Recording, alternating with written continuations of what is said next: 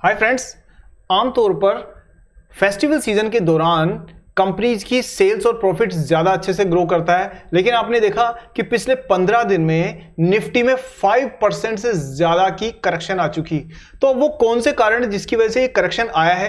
क्या एक छोटे टर्म की प्रॉब्लम है या एक लॉन्ग टर्म की आने वाली मंदी की शुरुआत हो सकती है? और दूसरी बात, अगर करेक्शन आया है तो वो कौन से सेक्टर्स, कौन से स्टॉक्स है जिनमें आपको ब्लू चिप स्टॉक्स में अंडर वैल्यूड प्राइसेस के मौके मिल रहे हैं, और क्या आपको अपने पोर्टफोलियो में किस टाइप के स्टॉक्स को शामिल करने से और अच्छा खासा प्रॉफिट जनरेट हो सकता है, इन सभी क्वेश्चंस के आंसर्स देंगे। और दोस्तों, दो ऐसे स्टॉक्स के बारे में बात करेंगे जिनका कि इस समय पे बहुत ही अट्रैक्टिव वैल्यूएशन बना हुआ है। लेकिन फायदा तभी मिलेगा दोस्तों आपको जबकि आप इस एनालिसिस को पूरा देखेंगे, क्योंकि अधूरा वीडियो देखने से, अधूरी जानकारी से अधूरा रिजल्ट मिलता है। इसलिए वीडियो पूरा देखिए, समझदार इन्वेस्टर बनिए। Let's begin today's सागरनॉमिक्स।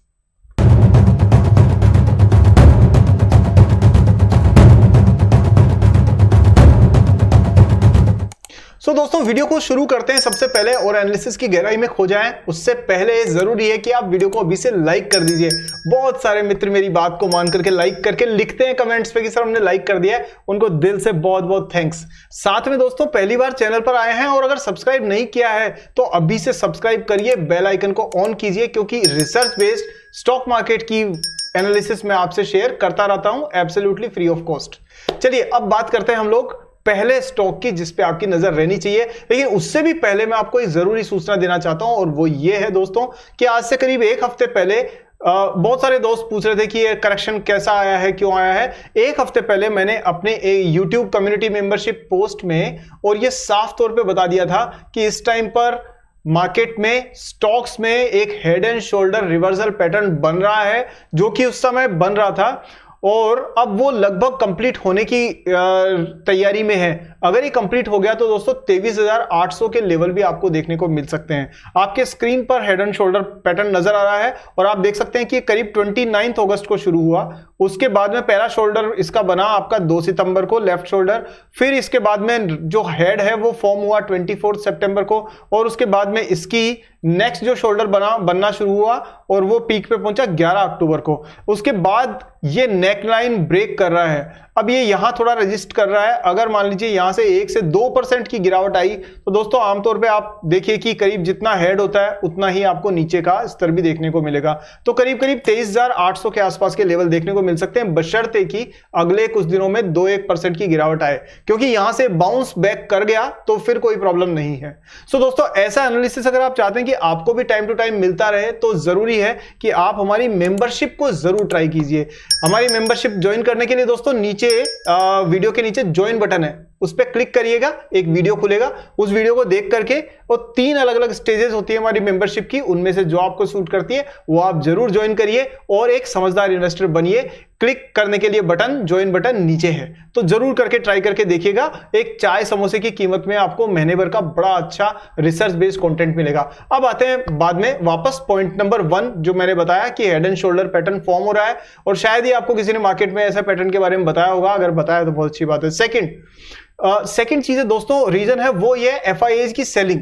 और आप यहां पर देख सकते हैं, जो मैं आपको दिखाना चाहता हूं कि पिछले 30 डेज में करीब 81,000 करोड़ रुपीस की सेलिंग करी है। किसने की है? FIAs ने। और बदले में 94,000 करोड़ रुपीस की बाइंग करी है DIIs ने, यानी डोमेस्टिक इंस्टीट्यूशनल इन्वेस्टर्स ने। पर यह तो बात थी एक महीने की, पर अगर आप लास्ट के 2 वीक्स को देखें, 2 हफ्ते, तो आप देख सकते हैं कि सेलिंग ज्यादा है यहां पर, यानी 49,498 करोड़, लगभग 50,000 करोड़ रुपए का माल बेचा है फॉरेन इंस्टीट्यूशनल इन्वेस्टर्स ने, और 47,000 करोड़ का माल खरीदा है डोमेस्टिक इंस्टीट्यूशनल इन्वेस्टर्स ने।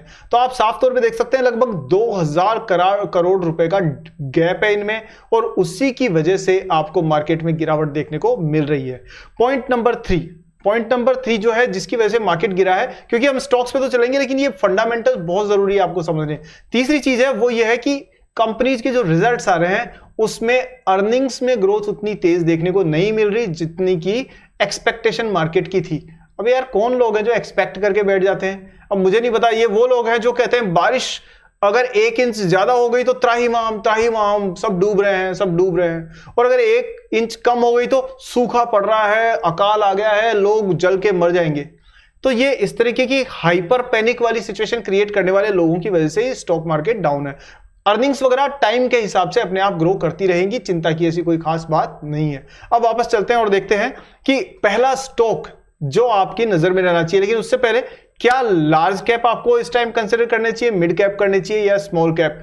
मुझे जरा कमेंट्स में लिख के बताइए आप किस में समझते हैं ज्यादा मौके हैं। पर मैं आपको आज दूंगा ब्लू चिप के 2 स्टॉक्स। तो पहला स्टॉक है दोस्तों, वो है आपके स्क्रीन पर, यहां पर स्टॉक का नाम है विप्रो।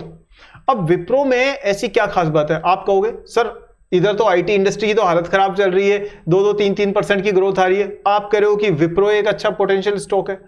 तो दोस्तों मैं बिल्कुल सोच समझ के कह रहा हूं। कारण यह है कि आईटी में चाहे इन्फोसिस हो, चाहे टीसीएस हो, चाहे एलटीआई माइंडट्री हो, एम्फेसिस हो, कोई सी भी हो, लेकिन विप्रो के साथ अच्छी बात यह है कि बिजनेस इसका औरों से बहुत अच्छा नहीं है, लेकिन ये अंडर वैल्यूड स्टॉक है। यानी आपने देखा कि जहां मौका मिलता है टीसीएस इन्फोसिस दौड़ने लगते हैं, लेकिन विप्रो सबसे पीछे रह जाता है। तो इस हिसाब से विप्रो का अंडर वैल्यूड स्टॉक होना is a positive thing over here. ठीक है, चलिए अब मैं आपको बताता हूं कि अंडर वैल्यूड कैसे है। तो देखिए सबसे पहली बात तो यह है कि आप देखिए इंडस्ट्री की जो इसका जो प्राइस टू अर्निंग रेशियो है 24 है, जबकि इंडस्ट्री का प्राइस टू अर्निंग रेशियो 33.9 है। ठीक है, अगर आप इसके पीयर से यानी कि बाकी दोस्तों से कंपेयर करोगे आप तो पता पड़ेगा विप्रो जो है वो 24.5 के पीई पर है, इन्फोसिस 28 के पीई पर है और टीसीएस 30 के पीई पर है। यानी सबसे सस्ता स्टॉक इस टाइम पर यही है। तीसरी चीज, अगर प्राइस वाइज देखेंगे तो 500 रुपए का स्टॉक है, ये 1800 और ये 4000 का। ठीक है, अब इसके बाद में इसमें कौन सी ऐसी खास बात है जो इसको ज्यादा पावरफुल बनाती है? तो दोस्तों यहां पर आपको नजर डालनी पड़ेगी पित्रोस की स्कोर पे, वो भी मैं आपको एक बार बता देता हूं। देखिए पित्रोस की स्कोर वाइज अगर आप देखेंगे तो विप्रो का 8 आउट ऑफ 9 स्कोर कर रहा है, यानी हाईएस्ट से 1 पॉइंट कम है, मतलब ये बहुत अच्छे मार्क्स मिले हैं इसको। जबकि बड़ी होने के बावजूद भी इन्फोसिस के पास 6 ही है और टीसीएस के पास भी 7 का स्कोर है पित्रोस की पे। पित्रोस की स्कोर क्या बताता है? ये बताता है financial strength of A company. अब इसमें बहुत सारे अलग अलग 9 फैक्टर्स होते हैं। अब ये क्या होते हैं, कैसे होते हैं, अगर आप ये जानना चाहते हैं और प्रॉपर तरीके से चीजों को सीखना चाहते हैं दोस्तों, तो आपको हमारा स्टॉक सिलेक्शन कोर्स जरूर ट्राई करना चाहिए, जिसमें आप बहुत आसानी से सीख सकोगे कि स्टॉक्स को कैसे सेलेक्ट किया जाता है, फंडामेंटल्स को कैसे यूज करके स्क्रीनिंग कैसे की जाती है, मतलब 10 मिनट के अंदर अंदर पावरफुल स्टॉक्स को कैसे निकाला जा सकता है, जिसमें बूलियन लॉजिक बेस्ड स्क्रीनिंग होती है। वो सारी टेक्निक्स इसमें शेयर की गई है। स्टॉक सिलेक्शन इंट्रोडक्शन रहेगा इसमें, स्क्रीनर के करीब करीब 200 से ज्यादा जो फाइनेंशियल रेशियोज है वो आपको मिलेंगे। प्लस इसमें स्क्रीनिंग में आपको किस तरह से कौन सी रेडी टू यूज स्क्रिप्ट्स मिल जाएंगी 50 के आसपास में। ठीक है, मूविंग एवरेजेस को कैसे यूज करना है, 5 मिनट में फंडामेंटल्स कैसे निकालने, 5 मिनट में टेक्निकल्स कैसे समझने, सब कुछ मिल जाएगा आपको इसके अंदर। तो आपको जरूर ट्राई करना चाहिए, बहुत ही अफोर्डेबल प्राइसेस पे है। और अगर आप बेस्ट 11 ये कूपन कोड यूज करते हैं तो आपको 11% का इसमें इस टाइम पर फायदा भी हो जाएगा। वापस पॉइंट पर आते हैं, देखते हैं कि विप्रो के बारे में दूसरी क्या बात है। तो यहां देखें तो विप्रो में आप देख सकते हैं कि क्वार्टरली रिजल्ट्स जो है ना, उसमें विप्रो ने जो प्रॉफिट है उसमें 21% की ग्रोथ शो की है और ये 3209 करोड़ रुपए हो गया है 2600 करोड़ से बढ़ करके। अब खास बात यह है कि क्यों जी बाकी कंपनीज का क्या प्रॉफिट नहीं बढ़ा इस हिसाब से? तो आंसर है बिल्कुल नहीं। इन्फोसिस का म्यूटेड रहा है, HCL टेक हो, चाहे टेक महिंद्रा हो, चाहे आपकी जितनी भी TCS हो, इनकी सबकी फ्लैट ग्रोथ रही है। यहां तक कि TCS की तो उसको BSNL का एक ऑर्डर मिला है जिसने इसकी लाज रखी हुई है, वरना TCS तो और ज्यादा प्रेशर में रहने के चांसेस थे। तो यहां पर विप्रो को एक प्लस पॉइंट मिलता है। अगर आप टेक्निकल्स की बात करें तो आप देख सकते हैं यहां पर कि ट्रेंड लाइन साफ तौर पे बता रही कि ये भाई लगातार हाईज बनाता जा रहा है। और अभी दोस्तों ये एक बहुत ही इंपॉर्टेंट जंक्चर पे है और वहां पर आपको इस पे जरूर नजर रखनी चाहिए, क्योंकि हो क्या रहा है कि यहां आप देखें तो ये एक रेंज बाउंड मूवमेंट था और 570 के आसपास में यहां आपको इसको एक ब्रेकआउट मिलने के चांसेस हैं। अगर 570 के लेवल को ये ब्रेक करके ऊपर की तरफ जाता है, 580 से ऊपर अगर ये कुछ दिनों तक रह जाता है, तो आपको दोस्तों इसमें हो सकता है 650 के लेवल्स तो नियर टर्म में देखने को मिल जाए और करीब 800 के लेवल्स आपको मिड टू लार्ज टर्म में देखने के चांसेस हो सकते हैं। हालांकि दोस्तों ये मेरे एनालिसिस से मेरी अंडरस्टैंडिंग है और कोई भी तरीके का रिकमेंडेशन नहीं है बाइंग और सेलिंग का, इसलिए आप इसको एजुकेशनल वीडियो के तौर पर ही लीजिएगा। अब बात करते हैं दोस्तों सेकंड स्टॉक की। लेकिन अगर सेकंड स्टॉक से पहले मैं ये कहूंगा, अगर आपको लगता है कि मैं बहुत रिसर्च करके आपको वीडियो ला करके आपकी कुछ मदद कर पा रहा हूं किसी तरह से, तो मेरा हौसला बढ़ाने के लिए दोस्तों वीडियो को लाइक करिए, चैनल को सब्सक्राइब करके बेल आइकन ऑन कीजिए। इतनी मेहनत कर रहा हूं फिर भी 50,000 से कम सब्सक्राइबर्स है, कहीं ना कहीं आपका सपोर्ट मिलेगा तो मुझे भी अच्छा लगेगा, किसी को बताने में भी अच्छा लगेगा। चलिए, और कॉन्फिडेंस भी बढ़ेगा। नेक्स्ट बात करते हैं दोस्तों इसमें सेकंड स्टॉक की, कि सेकंड स्टॉक में हम चलते हैं और वो ये है दोस्तों आपकी स्क्रीन पर एक्सिस बैंक। तो एक्सिस बैंक में अब आप फिर वही कहेंगे कि सर आप फिर से एक ऐसा स्टॉक लेकर के आए हो जो इंडस्ट्री डूबी हुई सी है, बर्बाद सी हो रखी है। तो दोस्तों यहां मैं आपको एक छोटी सी चीज बताना चाहूंगा, ये एक इन्वेस्टिंग प्रिंसिपल है जिसके बारे में आपको हमेशा पता होना चाहिए कि हमेशा जो ग्रोथ है ना वो अंडर वैल्यूड स्टॉक्स में ढूंढनी चाहिए, यानी जो पॉपुलैरिटी से बाहर है, यानी जिसकी नजर नहीं पड़ रही। अब मैं आपको एक चीज बताऊं, यहां सारे लोग ना जोमेटो के गीत गाते रहते हैं या जियो फाइनेंशियल के गीत गाते रहते हैं या फिर स्विगी के जो अभी लिस्ट नहीं हुआ है उसके गीत गाते रहते हैं। मैं आपको कह रहा हूं इन पे ध्यान मत दीजिए, कचरा है।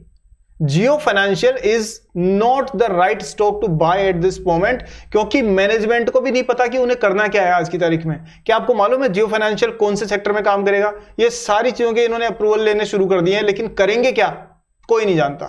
जोमेटो पिछले कुछ समय पहले तो घाटे में चल रही थी, अब प्रॉफिट में आई है, उसके अपने चैलेंजेस है। कोई नाइका फैशन की बात कर रहा है जो 2% पे 3% के प्रॉफिट मार्जिन को लेकर बैठी हुई, हटा दो इनको। अच्छी क्वालिटी के स्टॉक्स में लॉन्ग टर्म के लिए इन्वेस्ट करने से ही आपको अच्छा मौका मिलता है प्रॉफिट वेल्थ क्रिएशन का। तो इसलिए axis bank under valued stock है, आप समझ गए, अंडर वैल्यूड लेकिन पावरफुल कंपनी। तो क्या कंपनी के रिजल्ट खराब है? तो आंसर है बिल्कुल भी नहीं।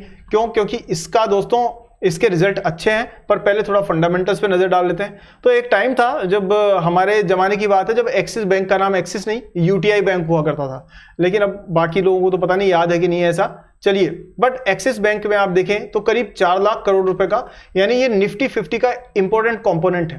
प्राइस टू अर्निंग रेशियो से साफ तौर पर ये अंडर वैल्यूड है। 13 की आपको इसमें पी मिल रही है, जबकि इंडस्ट्री का पी है 11, यानी अंडर वैल्यूड है। साथ में अगर आप देखेंगे कि इसका पित्रोस की स्कोर तो कंसिडर नहीं करते इसमें, लेकिन इसमें प्रॉफिट की जो ग्रोथ है वो सेल्स से 3 गुना है, लगभग 3 गुना ग्रोथ प्रॉफिट बढ़ रहा है, और वो भी तब जब बैंक्स बाकी के सारे डिपॉजिट्स के लिए स्ट्रगल कर रहे हैं। उस टाइम पर ये कंपनी अच्छा परफॉर्म कर रही है।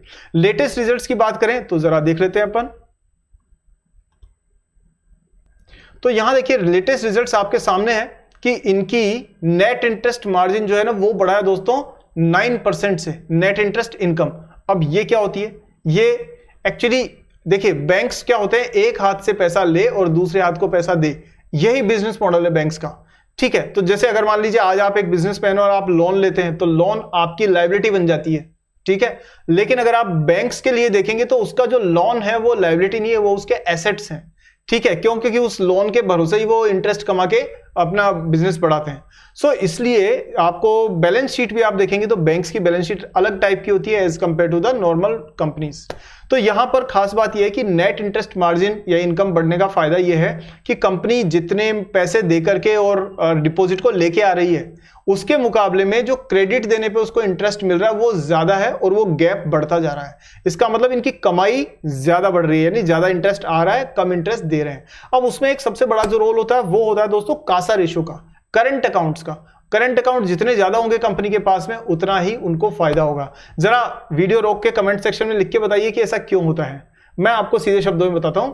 ऐसा इसलिए होता है क्योंकि करंट अकाउंट पे कभी भी बैंक इंटरेस्ट नहीं देता है। अगर आप बिजनेस बैकग्राउंड से है तो आपको पता होगा कि करंट अकाउंट पे बैंक एक नया पैसा इंटरेस्ट नहीं देता है, लेकिन सेविंग बैंक अकाउंट पे उसे 3-4% सालाना इंटरेस्ट देना होता है। तो इसलिए सूखी कमाई है करंट अकाउंट से। तो इसलिए जिनका कासा रेशियो ज्यादा अच्छा होता है वो बैंक्स ज्यादा अच्छे परफॉर्म करते हैं। यहां आप ये देख सकते हैं कि इस बैंक का एक्सिस बैंक में 41% करंट अकाउंट है, 59% इनकी सेविंग अकाउंट है, यानी कासा रेशियो बहुत अच्छा है, 40% से ऊपर है। साथ में 4% की दर से कासा बढ़ा भी है, तो वो भी एक प्लस पॉइंट है इसका। ठीक है, नेट प्रॉफिट की बात करें दोस्तों तो 18% से प्रॉफिट की ग्रोथ हुई है, जो इंडस्ट्री को देखते हुए वेरी वेरी गुड फिगर है। अब जरा टेक्निकल्स की बात कर लेते हैं। तो टेक्निकल चार्ट आपका स्क्रीन पर यहां पर है और आप देख सकते हैं साफ तौर पे इसमें कि कंपनी ने अभी कुछ टाइम पहले ये जो मेजर जो आपका सपोर्ट था उसको टच करके वापस की तरफ से चलना शुरू किया है इसको। ठीक है, तो यहां आप देख सकते हैं, तो देखिए यहां ना दोस्तों ये इसका मेजर जो सपोर्ट लाइन है वो करीब 1126 पे है और आपने देखा कि कितनी बार इसने इस सपोर्ट लाइन को टेस्ट किया है। मतलब आप यहां से लगा लीजिए 1126 को टेस्ट करके और ये लगातार बाउंस बैक कर रहा है, यानी अब यहां से दोस्तों इसके चांसेस हैं कि ये 1270 के लेवल को और बाद में 1320 के लेवल को भी आसानी से छूने की तरफ चल सकता है। तो यहां ये देखिए कि इसका जो नेक्स्ट जो लेवल है वो आपका यहां आ रहा है करीब करीब 1270-75 के आसपास में इसका नेक्स्ट रेजिस्टेंस है। और क्योंकि आरएसआई पॉजिटिव डायरेक्शन को शो कर रही है और साथ में जो हाई वॉल्यूम के साथ में ये प्राइस ऊपर की तरफ जा रही है, तो ये करीब मान के चलिए 1275 इसका नेक्स्ट टारगेट रहने वाला है। अगर ये 1275 को क्रॉस करके करीब 1300 के आसपास के बीच में 15-20 दिन तक रह जाता है तो दोस्तों उसके बाद में ये अपवर्ड मोमेंट शुरू होगा और उसके बाद में आपको करीब 1800 लेवल भी आसानी से देखने को मिल सकते हैं। सो दोस्तों ये एक एनालिसिस है शॉर्ट एंड स्वीट दोनों स्टॉक्स का।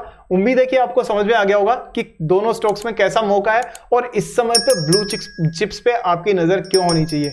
कैसा लगा ये एनालिसिस दोस्तों आप जरूर कमेंट सेक्शन में बताइए। वीडियो को लाइक करिए, मेरा उत्साह बढ़ाने के लिए शेयर करिए इसे सारे दोस्तों के साथ। 42% दोस्तों ने शेयर किया है व्हाट्सएप पे, उन सबका थैंक्स। आप बाकी सब भी करिए, सबका भला होगा इससे। अच्छा, अब यहां पर दूसरा यह है कि दोस्तों अगर आप दो चीजें मैं आपको कह रहा हूं, बेसिकली तीन चीजें जिन पे आपकी नजर होनी चाहिए। पहली चीज कि अगर आप स्टेप बाय स्टेप स्टॉक्स को सीखना चाहते हैं तो आप स्टॉक सिलेक्शन मास्टर क्लास जरूर ट्राई करिएगा, उसका लिंक दे रखा है डिस्क्रिप्शन में। दूसरा, मेंबरशिप जरूर ज्वाइन करिए ताकि आपको लेटेस्ट अपडेट्स मिल सके, मार्केट इंसाइट्स मिल सके और स्टॉक ऑफ द मंथ का पूरा एनालिसिस मिल सके। और तीसरी चीज, हर ट्यूसडे को मैं आपके साथ लाइव होता हूं, तो ज्वाइन करना ना भूलें। इसी के साथ दोस्तों आज के वीडियो में इतना ही। Thank you very much. अगले वीडियो में जल्दी मिलता हूं। जय हिंद।